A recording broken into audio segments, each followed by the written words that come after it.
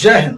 Channel 9 TV live web news Meerut Mitra पर आप देख रहे हैं क्राइम रिपोर्ट और मैं हूं आपके साथ नवेद खान। रात के करीब 1 बज रहे थे। आसमान से रिमझिम बारिश हो रही थी। मेरठ के परीक्षित गढ़ का रामनगर गांव गहरी नींद में सोया था। एक 70 साल की बुजुर्ग महिला जिसका एक बेटा यूपी पुलिस में सिपाही है। ये बुजुर्ग महिला गर्मी और बारिश के कारण अपनी छत से उतरकर नीचे कमरे में आती है। वो नहीं जानती थी कि नीचे अंधेरे में मौत उसका इंतजार कर रही है। सुबह होते ही इस घर से एक ऐसी चीख निकलती है जिसने पूरा इलाका दहला दिया। घर के अंदर चारपाई पर उस बुजुर्ग की लहूलुहान लाश पड़ी थी। बेरहमी से गला रेता गया था और घर का संदूक खुला था। कानों के सोने के कुंडल, गले के लॉकेट, पायल और मोबाइल फोन सब कुछ गायब था। घटना की खबर मिलते ही संभल में तैनात सिपाही बेटा विपिन और पूरा परिवार रोता बिलखता पहुंचता है और गांव में भारी आक्रोश था। लोग पुलिस को शव उठाने नहीं दे रहे।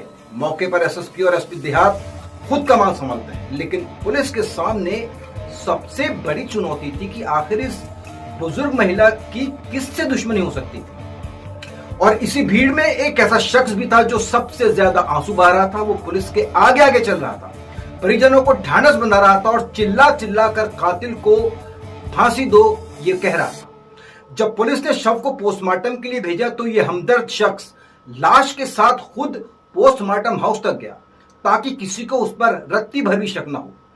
पुलिस भी इसे परिवार का सबसे बड़ा खैरख्वाह मान रही थी, लेकिन कहते हैं कि गुनहगार चाहे कितना भी शातिर क्यों ना हो, कोई ना कोई सुराग छोड़ जाता है।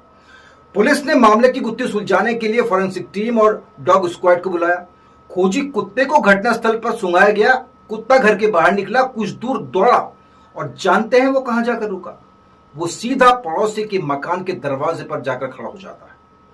पुलिस ने तुरंत उस इलाके के 25 से ज्यादा सीसीटीवी कैमरे खंगाले तो कड़ियां आपस में जुड़ने लगी और शक की सुई घूमकर उसी शख्स पर आटी की जो पोस्टमार्टम हाउस में बैठकर पुलिस के सामने रोने का नाटक कर रहा था। और अब इस कहानी का वो सबसे बड़ा और खौफनाक मोड़ जिसे सुनकर आपके पैरों तले जमीन खिसक जाएगी। पुलिस ने जब शक के आधार पर उस पड़ोसी के घर की तलाशी ली तो अलमारी के अंदर से मृतक के लूटे हुए कुंडल, लॉकेट और मोबाइल फोन सब कुछ बरामद हो गया। पुलिस ने तुरंत पोस्टमार्टम हाउस को घेरा और उस हमदर्द को वहीं दबोच लिया। और ये कातिल कोई बाहरी लुटेरा नहीं था बल्कि मृतका का रिश्तेदार, दूर से उसका रिश्ते में देवर लगता था, जिसका नाम है लिल्लू यादव। जी हां, वही लिल्लू जो सुबह से परिवार का सबसे बड़ा मददगार होने का ढोंग कर रहा था। वही इस खौफनाक कत्ल का मास्टरमाइंड निकला। पुलिस की कस्टडी में आते ही लिल्लू का सारा ड्रामा ढह गया। उसने कबूल किया कि नशे की लत और लूट के इरादे से रात 1 बजे घर में घुसा।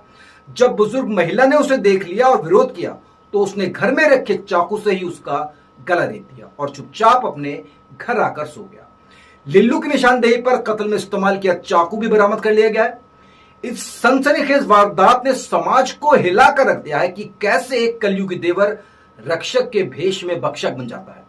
इस मामले की हर कानूनी जानकारी अपडेट के लिए आप जुड़े रहिए हमारे साथ और देखते रहिए channel 9 TV live web news Meerut Mitra. जय हिंद।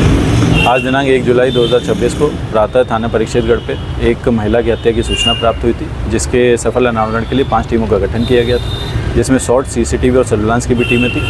त्वरित कार्रवाई करते हुए इन टीमों द्वारा 25 से अधिक जो है सीसीटीवी कैमरे देखे गए। वह 100 से अधिक गाँव के लोगों से पूछताछ की गई और टेक्निकल और मैनुअल इंटेलिजेंस के आधार पर इनके द्वारा लीलू सिंह पुत्र सगवा सिंह, जो कि मृतका का चचेरा देवर लगता है और पड़ोस में ही रहता है, इसको हिरासत में लिया गया।